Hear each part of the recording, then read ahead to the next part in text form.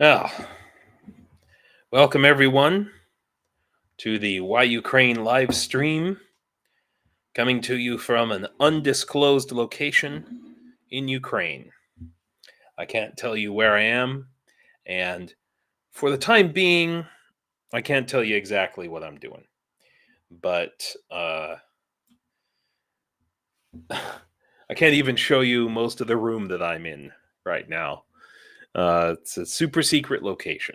So, but I'd like to thank you all for coming. I know it was very much last minute, not spur of the moment, but the fact is that I just wasn't sure, exactly what my schedule was going to be, what my logistical situation was going to be.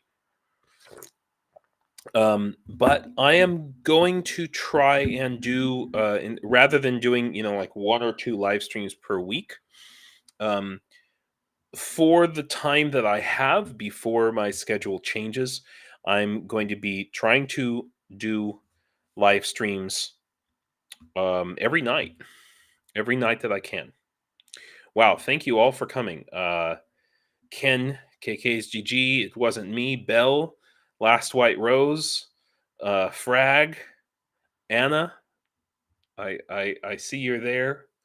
It's all good. You guys are working and listening. Um, Thank you so much for coming. So this is going to be a shorter live stream. It's not going to be this hour and a half long, 2 hour ordeal. I'm going to try not to make it. And I also, of course, don't want to interfere with any of the other big streamers. So anytime that, Rick or Greg are doing their thing, I'm going to try and keep it short.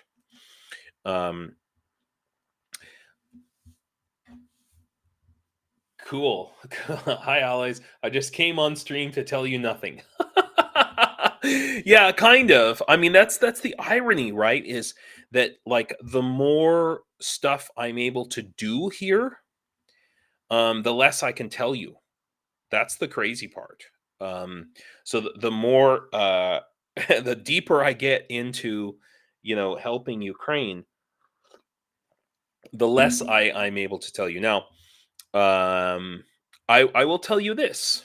Um, Tridents Against Tyrants. You guys know him as Secular Sakai, and if you don't know Tridents Against Tyrants, he he's a YouTuber who supports Ukraine. The Tridents Against Tyrants is the name of his channel. There we go. This is, there we go. Tridents Against Tyrants, and he actually came, and thank you, Frag. I am feeling better. If you listen to my voice, I'm a little bit gravelly. I still have a cough. Um, but so Secular Sakai attended one of my classes today. So I don't know if you guys remember this. I've been talking about it for a little while. I've been teaching drone classes to teenagers, and today for Secular Sakai, it was 6 o'clock in the morning, and he came to my lesson with a bunch of Ukrainian teenagers and a couple of Ukrainian adults, and we're teaching very, very basic soldering. We're starting from step 0.001. So I don't know, maybe he found it a little bit boring, but it was great having him there, and just the kids got to see that, hey, there's other Americans who support Ukraine, and it's a very limited time that I have to teach these classes before I have to go and do something else. So, and I don't know anyone else who's teaching. Oh, hello, Nurse John. um, Dobre večer, as we say here, which means good evening. So, uh, anyway, it was great having him, and if any of you I understand that I'm limited sometimes in what I can tell you about what I'm doing, but now I have, it's nice to have witnesses occasionally, to see the things I'm doing, and to be able to show that. And I'm behind. I'm always behind on my videos uploading and stuff. So, but let's talk about. I want to talk about the news. I want to talk about what's going on. Um, for me here, it's almost 10:30 at night, and please understand that I've been incredibly sick with COVID, and I, I've been going to bed by this time. I'm usually asleep, so I'm trying to change my schedule around, and it's a little bit of a challenge. But I'm not teaching most of my English classes anymore because of the thing I'm doing that I can't talk about too much. Um, but it's pretty interesting that I mean, I think it's remarkable, in fact, that the Pokrovsk salient is relatively stable. We know that fighting down here in this little pocket is real hard. It's a real hard situation, and I think it's pretty important that not just that this pocket holds, but that some of this territory gets taken back, maybe as far as Krasnohorivka.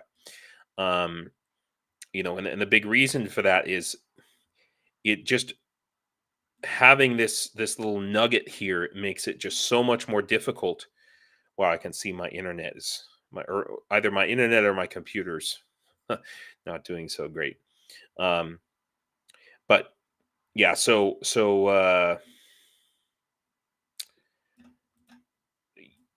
you know the point, I think, ultimately is Ukraine needs to be able to cut off this salient at some point. And so holding this area here, the Hirnik and Kurahivka, Alexandropol, those villages there, and this whole, even these fields, okay, are actually pretty vital for that, in my mind. Oksana, thanks for coming. It's great to see you. um, so yeah, that's really important. But there's something else that I think that just popped up that I think is incredibly important. Cheryl, thank you for coming. Um, so something else that's really important that just popped up is Tataragami. I'm not sure what day he posted this on, uh, but it's a discussion about problems in not the Russian armed forces, but the armed forces of Ukraine. And I think that you keep in mind Tataragami is a Ukrainian, and worked in the was a part of the Ukrainian armed forces. And so I want to enlighten you all. Oh, hey, Catherine, thank you for coming. Yeah, Catherine, you guys, I'm trying to change my live stream time temporarily for the time being. Um, and I'm going to be trying to live stream more regularly. I'm going to try to do it nightly. Um, so we'll see. We'll see how that goes. So I'm going to try and start at around this time, and we're just going to go until, well, Greg Terry starts at 11:15. Oh, SkruffyTalez, thanks for coming. Thanks for coming. So the thing we're really discussing, and what I wanted to talk about today, is this discussion that Tataragami has kind of put up, and um, what's I know this isn't kind of an older article, but I just think it's worth talking about. Oh, Nikki, thanks for coming. It's worth talking about this internal discussion that is taking place and needs to continue to take place within Ukrainian society. Um, and I understand. I think it's a valid point that some of you have made, that we need to keep politics and politicians out of the military, and in many ways, how that held back the the American military in Afghanistan from being successful in ways that it could have. Um, Potentially, we can argue about that. Um, but what I think is just the reflection that's happening here within Ukrainian society. So this website lb.ua, it's I like the Kyiv Independent. Okay, I like the Kyiv Post. I love Euromaidan. I love those guys. But sometimes I just like to dig into um, Ukrainian news that's for Ukrainians, and not intended for outside audiences. And sometimes it's useful, sometimes it's stuff, maybe it's, there's a reason it's not intended for an outside audience. So let's dig into that. All right, so let's talk about what Tataragami said, and then what's being talked about, what other Ukrainians are saying about it. And I think it's an important thing to reflect on. So Tataragami makes 4 main points. Okay. And the first one is, and I think there are others that could be very legitimately made, but these are the ones he chose to make. So 4 main issues, right, in the Ukrainian military: a disconnect in command and combat readiness. Okay. So he says there's an apparent disconnect between the higher command assessment and the actual combat readiness of units. And then, point 2, which I think is, directly related: a lack of truth and realistic reporting. Well, gosh, what does that sound like to you? You know?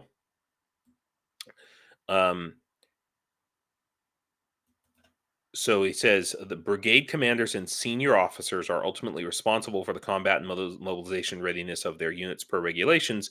Admitting that a unit cannot perform a task is often seen as a failure of brigade leadership. As a result, the command's solution is simple. If a commander cannot ensure the unit's readiness, someone else will be appointed to do so. But the situation with resources or combat readiness of a unit doesn't improve. You just put a person who is going to push under-resourced and under-prepared units to complete a task. So, in other words, if you as the commander, if you say, look, my guys can't do this, they're not ready, then they'll replace you, and they'll keep replacing you until they get someone in that place who tells them what they want to hear. So, that's what Tataragami is saying. And so that's related to these 2 other points. But I want to look and see what is this guy Viktor Kevliuk, right? Expert of the Center for Defense Strategies. What does he have to say? So, yeah, it wasn't me. Sounds like Soviet. Well, any Ukrainian will tell you, okay, the Ukrainian army, by and large, in many respects, is still the Soviet army. Now, there have been major changes going on since 2014, but those changes continue to need to occur. And it's just important to be very realistic about these problems. And I would argue, and as I have continued to argue, that the problems are in the command. Okay, because you've got a lot of, especially at the higher levels of command, you've got these, old Soviet trained commanders, and they have a certain Soviet mindset, and they need to be replaced or recycled, retrained, what have you. Anyway, so let's see what Mr. Kevliuk has to say here. Gaps between the actual level of combat capability in military units and its assessment by headquarters.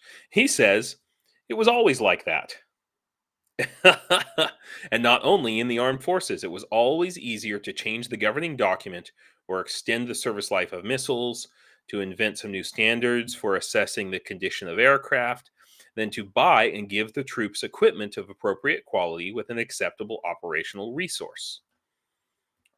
Right? So this is it, you could call it corruption, you could call it bureaucracy.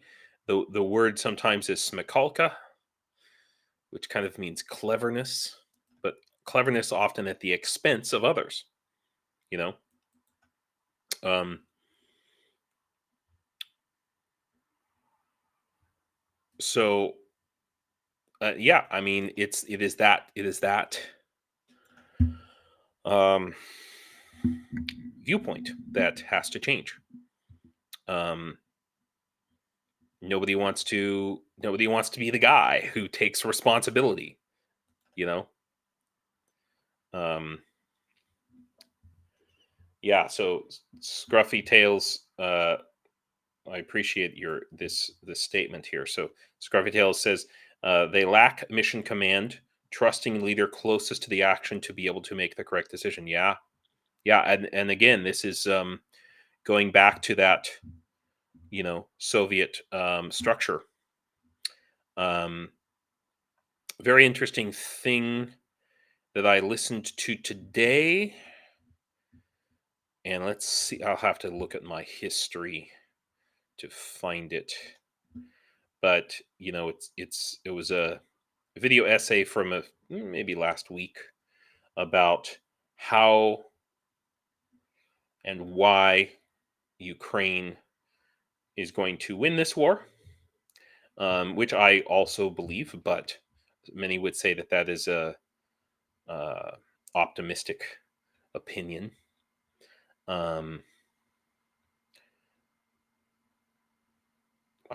Okay. Let's see if we can see if I. Oh yeah, here we go. This is the video. Here's how Ukraine can. There we go. Decent. Yeah. So Wes O'Donnell, that's who I was thinking of. How Ukraine can win the war in 2025, and this is a really, really great assessment, I think, that he makes. And I recommend that you go and watch it, check it out. I will put a link in the live stream chat there. But the primary point that he makes ultimately is that the changes in Ukraine's training and implementation of the enlisted officers, in other words, the NCO, the sergeant, the master chief, the implementation of those middle ranks, is going to be the make or break. And the other thing that Wes O'Donnell talks about is Soviet logistics versus NATO logistics, and specifically pallets, which is a funny point to make. It's a point that I've made before. I've made both of these points before, but it's important to understand that Ukraine is very much in transition, and these changes from the old Soviet style have not been completed.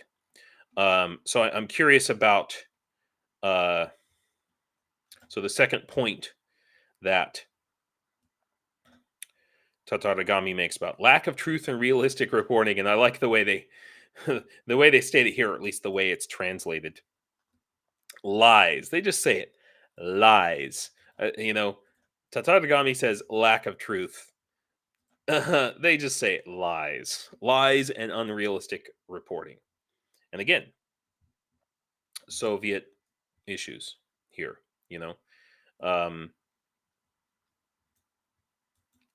So it says here, any problem of the unit is formed either due to the oversight of the immediate helmsman or the senior bosses. That from there a tension arises. Either you are guilty, for which you will be raked, or your boss is guilty and you will be raked if you tell this boss about it. So this model leaves no room for maneuver, and only real leaders are able not only to take responsibility for themselves, but also able to resist the pressure of the principle, I am the boss, you are the fool. And that is exactly what the point that you made there, Scruffy. I'm the boss, I'm above you, and you can't tell me what to do because you're lower in rank than me. Even though it's those guys who are, as you say, closest to the action, who are the ones who know best. So these are important points, I think. So let's see what else there is here.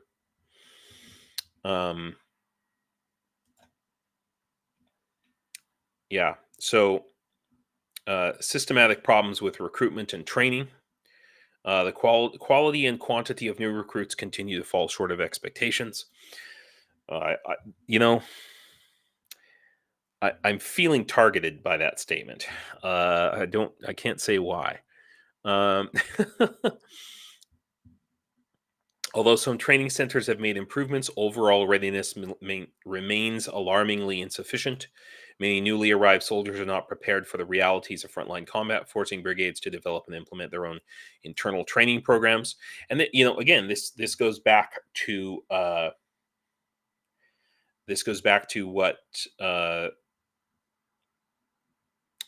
what Wes O'Donnell was talking about here. And one important point that he made is that historically in the Russian Empire and the Soviet Union, there's very little training of troops, and troops were basically like sub criminals. Let's see if he had a. There's a great quote from Tolstoy, I think, in here, which I just recommend you go back and watch it. And it just really, it's from the Crimean War, but it could just as well be about the Russian army today. I won't bore you with me trying to find what Wes O'Donnell said about it, but let's see. Scruffy's says mission command at its height is the opposite of Russian and old Ukraine doctrine. A platoon can exploit a gap, and that sets the company in motion. And as the company moves forward, the battalion. Yeah, but then you have a problem with communications.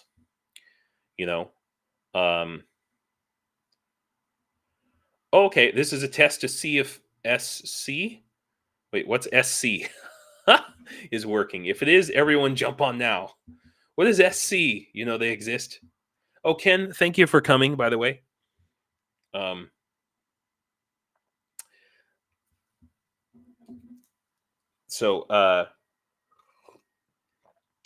exist. What's SC? Throw me in. Yeah, KK's GG wants to know too. Sorry. South Carolina? Is it South Carolina? Anyway, so these problems with training, and I will say that there are some brigades that have really good training, and that's been attested to me. Oh, super chat, and yes, please, you can help me with super chat. That's fantastic. Why couldn't I remember this? Silly. Raked, RAKED, Cheryl. Raked, like raked over the coals. And I think that that's a translation, because remember, I'm using Google Translate on this lb.ua article. Okay, so yeah, like raked over the coals is no, not raped. No, I don't think getting raked is bad enough. We don't. Yeah, no, the problems in the Ukrainian military are not that bad. Cheryl. Um, but I mean, there are problems, and it's important to be realistic about them. Um, so this is I just want to get into this cynicism here about the okay, yeah, we talked about lies, unrealistic reporting. Okay, so this is a lot of troops rant and rave about how great the training was in Great Britain or Norway, the Baltics, these other, the NATO training, basically. I know that there were a lot of complaints about it at the beginning, but yeah, there's not so much of those complaints now. And yeah, I've just been treated to look at some of the equipment that one of the soldiers who had NATO training got while he was there and was able to bring back, and just he was really happy about it.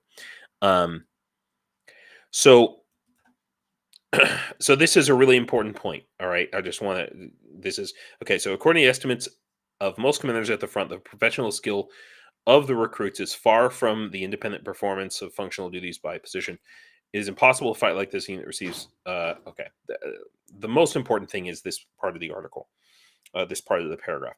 That is, a brigade that has to fight must also be a training center between battles. There is neither time nor resources for this in the brigade.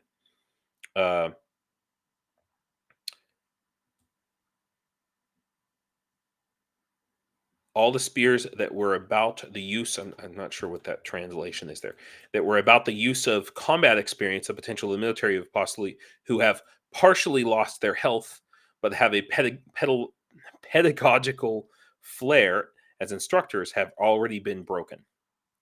But even now at the bus stop, let's talk, quote, let's talk about NATO standards.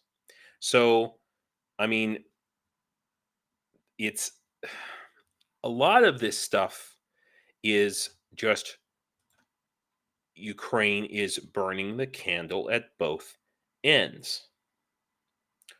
Oh, that's interesting. You know they exist. If you have an excess of letters in the super chat, it fails to go through. Some days are more sensitive, it seems. I did not know that. Yeah, Scruffy. I think that it was legitimate at the beginning.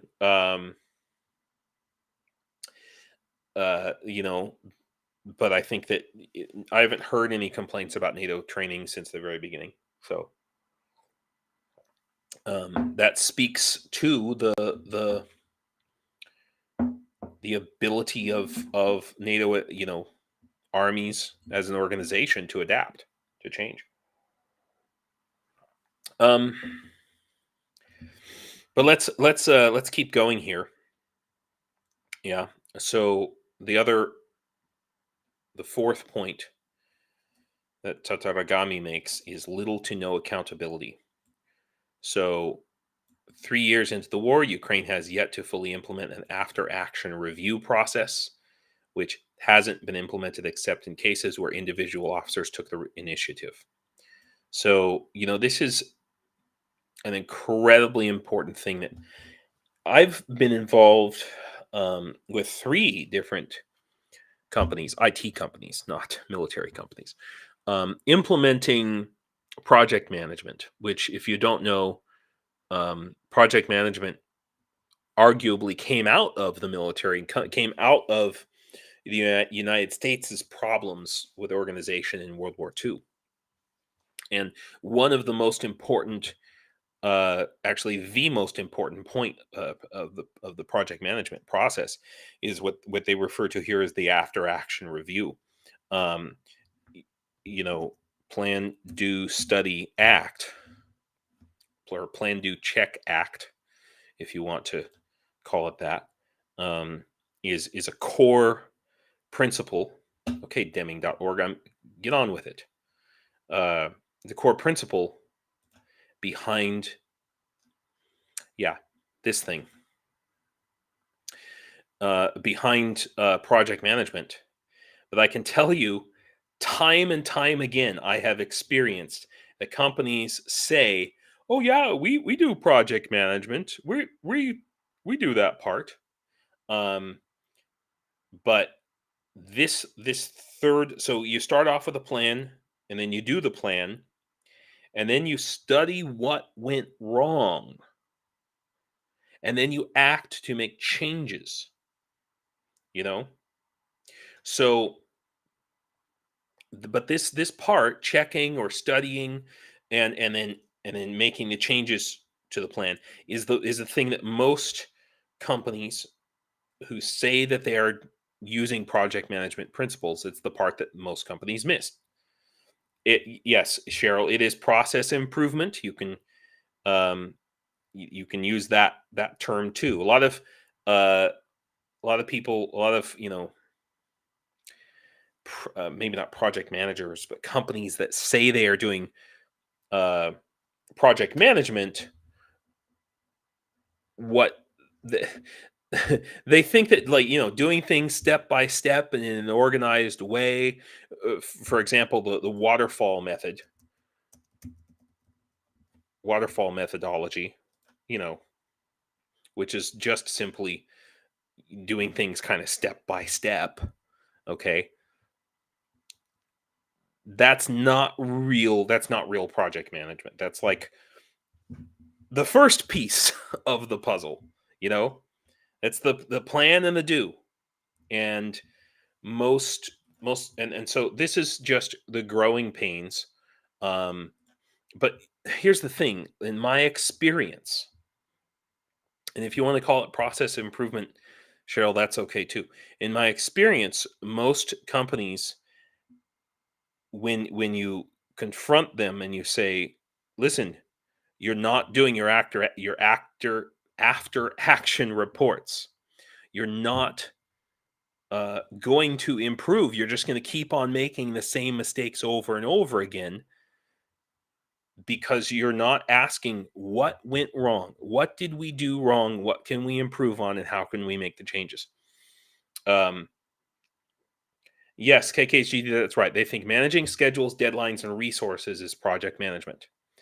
Right, and that the hardest part is because if people are punished, they won't admit to and learn from their mistakes. Exactly.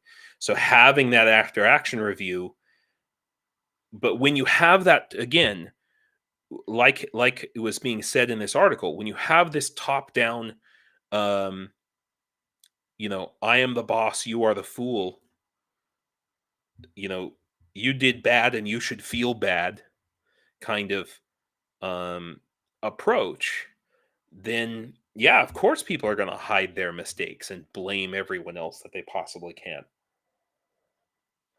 rather than piping up and saying, no, I made this mistake, it's my fault, and here's what I will do to improve it next time.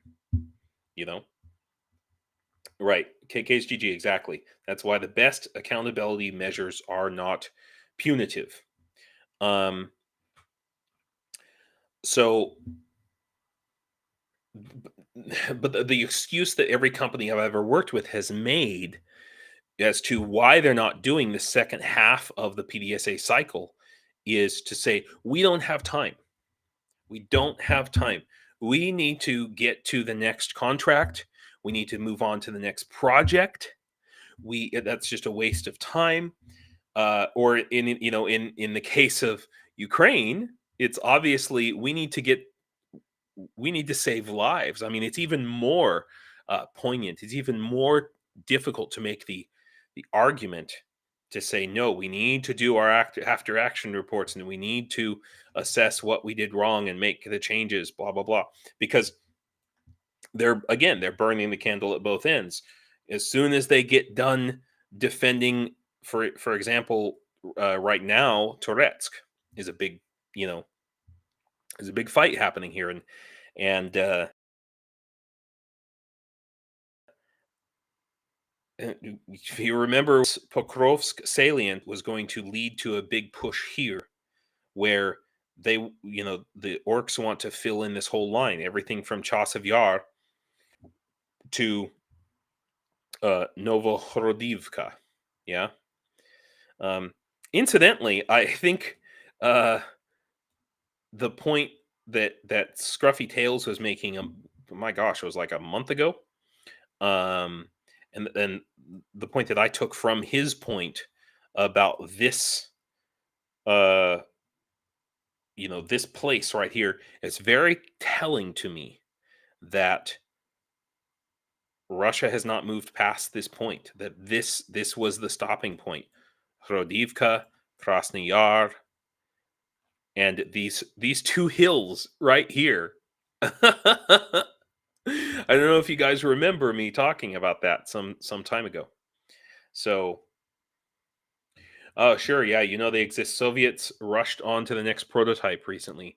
Tried to destroy Proto 1 because the rivets made turbulence. Yeah, those rivets. Yeah, it's I was listening to that report today from, oh my gosh, was it Combat Veteran Reacts or anyway. So let's go back to this point. So little to no accountability, but what does accountability mean? So the blame for operational failures often falls to mid-level officers and in some cases even soldiers on the ground. So the guys at the top never take the blame. Even in rare cases after public scandals, when generals are removed from their posts following catastrophic failures, they are typically reassigned to other command positions rather than being held accountable, leaving little room for new, younger, and more innovative officers to rise through the ranks. So I don't know if you guys remember last Saturday, I was talking about how we're starting to see, let's see, Ukraine form. That's what I was looking for. Like Ukraine form, talking with these interviews from lower level soldiers basically, and why I think that it's really great that Ukraine form is doing that, but it doesn't necessarily translate to changes in command.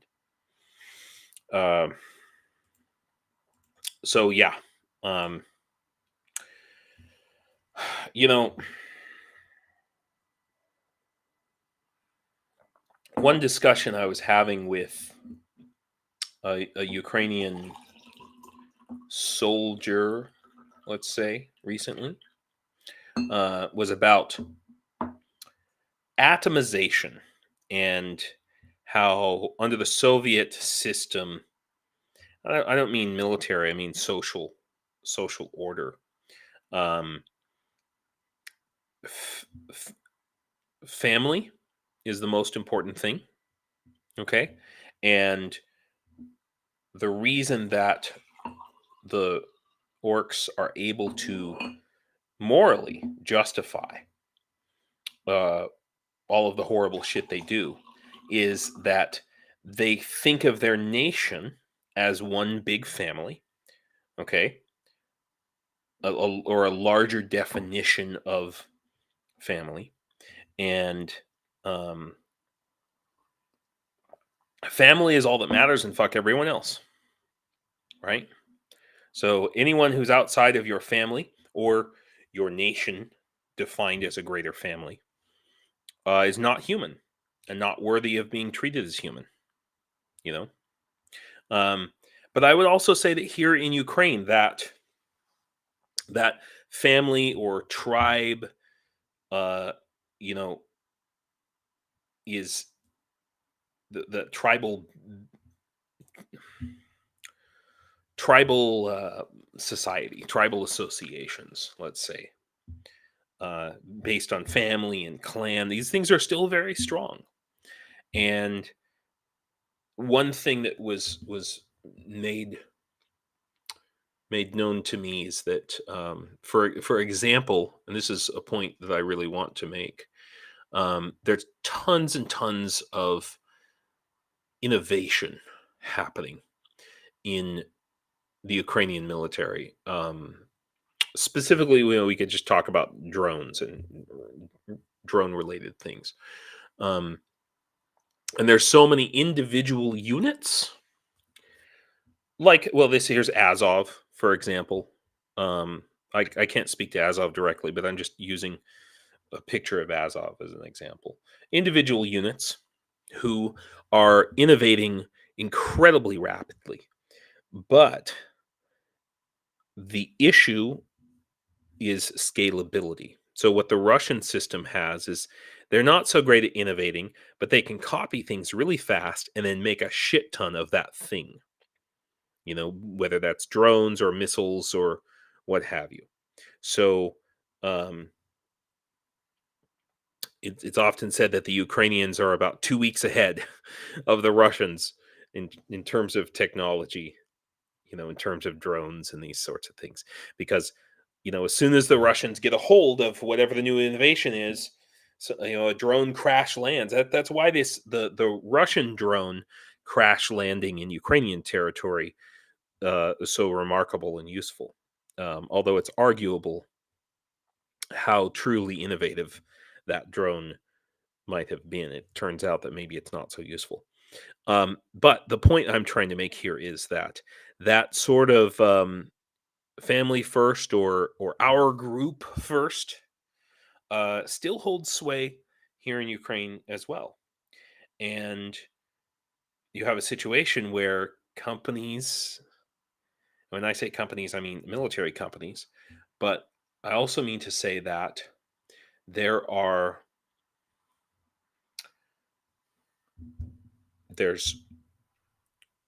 military units that work with in partnership with private companies. Okay, and I know many of them. It's kind of like, think about it like every, like, Azov or every, like, brigade have their own, like, kind of R&D division that's kind of a civilian R&D division, right? Well, those civilian R&D divisions, they are still private companies, and they're developing stuff just as it's just capitalism, right? It's just capitalism. So let's say they're developing, I don't know, this, whatever this fancy thing is, you know, they don't necessarily want to share that with the rest of the Ukrainian military. Okay, whatever this, it's a fancy spacesuit. Okay, could be anything. All right, they may not. They may be there. May be some reluctance because they're thinking, hey, wait a minute, I could. When the war ends, we're going to have this technology. They're thinking ahead. When the war ends, we're going to have this technology, and if we go and share this with everybody, we're not going to have the only. We're not going to be the only ones making this thing anymore. So we want to kind of protect that. Well, I mean, that only works so far. But you can see that there's that impetus. I would argue that Ukrainians need to learn to pull together more, to expand their concept of, it goes back to Kohlberg's theory of moral development, expanding their concept of who they define as a part of their group, you know. And it's fine to say he's a Ukrainian, she's a Ukrainian, but I would argue that the further east you go, or the closer you get to Russia, some would say, the less Ukrainians trust each other. So we just recently had an interesting cultural discussion about, Donetsk culture, for example, versus Kiev culture. My experience here in Ukraine, I have very limited experience with the culture in the east of Ukraine, but I can tell you that the culture in Kiev is there's so much intellectual development. Intellectually, there's so much going on. You can have intellectual discussions with random people at just incredibly high levels. Everywhere you go, there's so much brain power here. And part of that is Kyiv being the largest city in Ukraine, and I know that Lviv has it too. but these cultural differences, arguably, um, hold Ukraine back and keep it in that tribalism. And these things play out in brigades and companies and units sometimes. Um, so, yeah, that's interesting, Cheryl. My student in Lviv says Kharkiv is, quote, a different world. I actually, having spent time in both places, and I know a lot of people from both places, I can tell you that in mindset, they're more similar than you might know. Both very intellectual, both very proud of their cities, very strong university and college towns. Um, uh, Very clean cities, both of them. Lviv and Kharkiv, I would say, cleaner. Both of them cleaner than Kiev. I think that's more of a um, city trash department problem than anything else. But they are very proud of how clean their cities are. Oh, hey Keith, thank you for coming. Um, so, yeah, I think this is pretty important. So, this Tatarigami is talks about this little to no accountability, and um, in this article, it's lack of performance reviews. So, just to reiterate this fact, it is the 10th year of the war, and the post mission briefing procedures have not caught on. But at the strategic level, conferences are held every year where the mandatory subject of consideration is the experience of the use of troops. So, but I've seen this, in terms of project management principles being implemented at a uh, at a surface level, and a very much a top-down level and a punitive level. I've seen that done. I've seen it in education as a big place in America where um, these sorts of things are imposed on the teachers, and uh, I mean, teaching is hell in America, I would argue, and a lot of people, if you talk about Plan, Do, Study, Act in educational circles, they will practically burn you alive. You know, because it has been historically in education in America too often implemented in exactly the way it appears to be implemented in the Ukraine army heretofore. Um, yeah, I know these units are busy just fighting this damn war, but to be honest, it sounds like most could benefit from some culture building exercises. Yeah, yeah, and defining what they want their unit culture to be. That's a very interesting point, KKSGG, because I've been having these exact discussions with soldiers in the Ukrainian army, where this is this is something that they are talking about. They're getting groups together actually at a lower, the lowest level across units to talk about reforming the culture from the ground up. And I believe they can do it. I think it's a very powerful thing.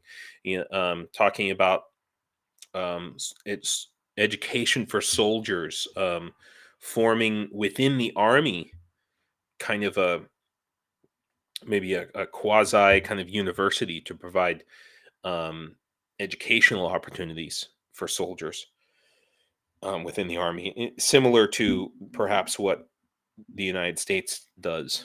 Um, so there, a lot of people are looking at different ways to do that here. So change is coming, and the fact that this discussion is happening on a Ukrainian website is really an important thing.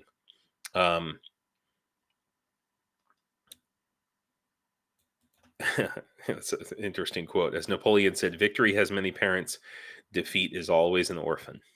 You know, um, yeah. So they use an American example here. So Tatarigami rightly notes that the technology of cleaning fish from the tail is the process of reforming. In the process of reforming and developing the defense forces is not the best.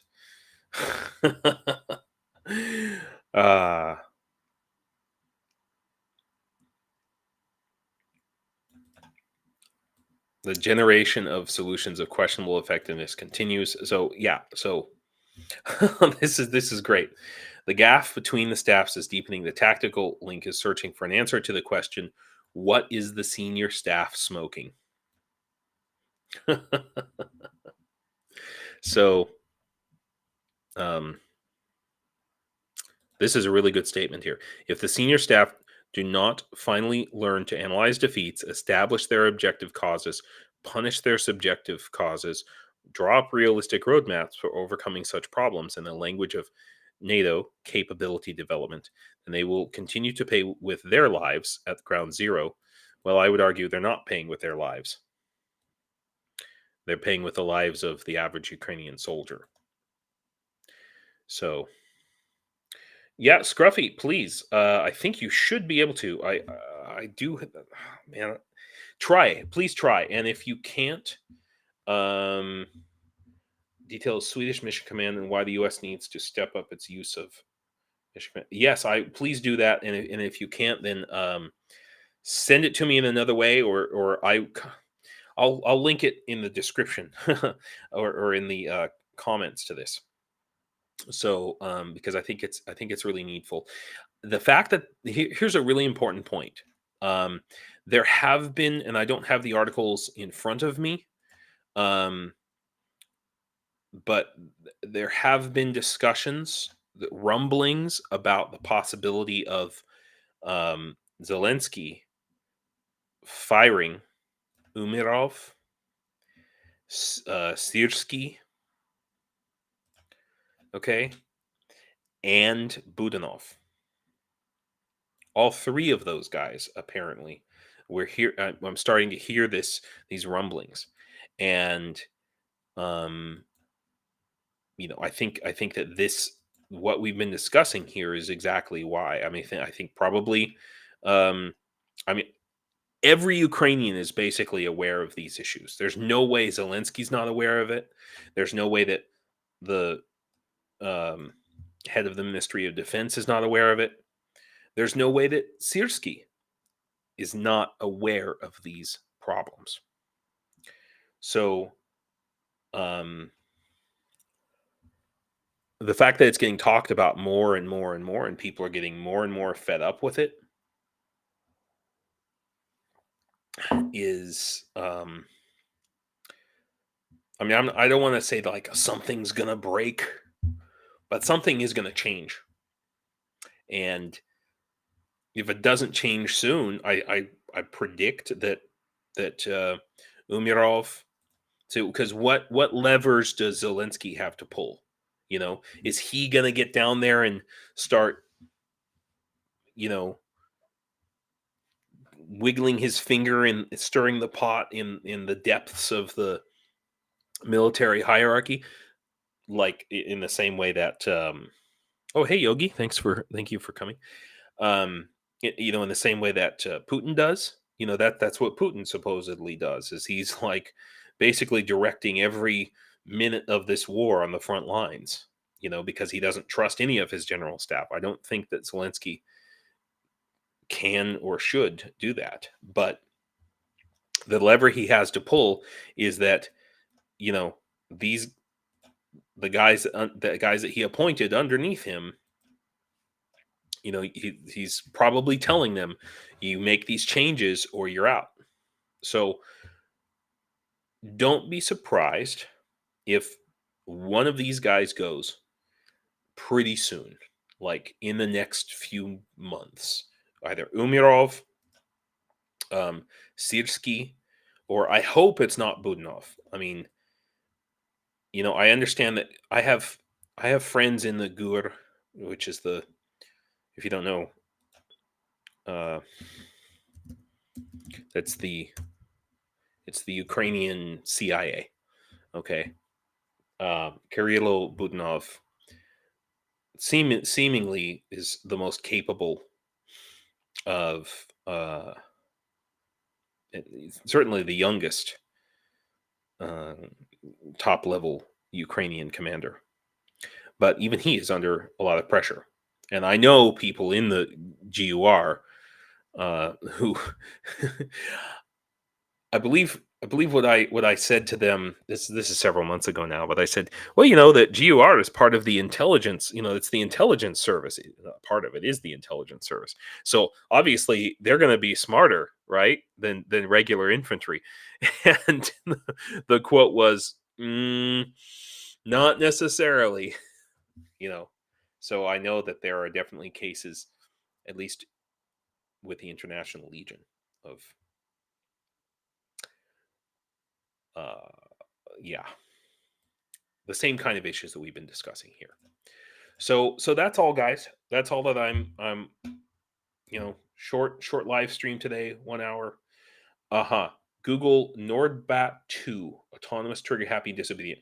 Scruffy, thank you for that, and I apologize about that. That's the AI moderator that comes with Restream. So Nordbat 2, autonomous, trigger happy, and disobedient.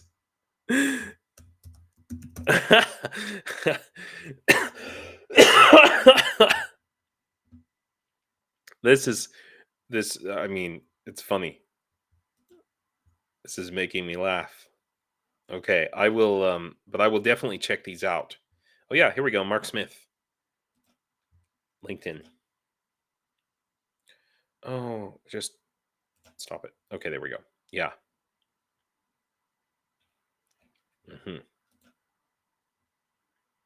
Great. Thank you. Thank you for that, Scruffy. So everybody, thank you. Yeah, Fragged, I'm sorry you have to get up at 4, but thank you for coming. That's the end of my stream. Everybody go check out Greg Terry. He's starting now in like a minute. If you have an extra dime and can send it, what we're doing right now is setting up a new training for a whole new unit for the International Legion. So that's what's going on here, where it says training supplies for the 4th Battalion. And it's really simple stuff. So, like, I think that's like $3. So if you got like $3, fantastic. You can. I know it seems silly that a dry erase marker would be that important, but when you're trying to teach something to a bunch of soldiers out in the field, on your whiteboard that you've brought out to the field, and you don't have a freaking dry erase marker that works, let me tell you, it really sucks. Okay, so all of these things that I discussed about in the last stream, the drone parts and drone supplies, you can still buy those. I'm going to be placing my last orders for those when I get back home next week, and so then I'll probably be closing this up. I keep saying I'm going to close this up, but we're going to be moving on to other things. So, and if you'd like to help me, one of the best things you can do is buy some of my. This is also going to be going away, guys, by the way, in the next few weeks, because I'm not going to be able to mail stuff out anymore.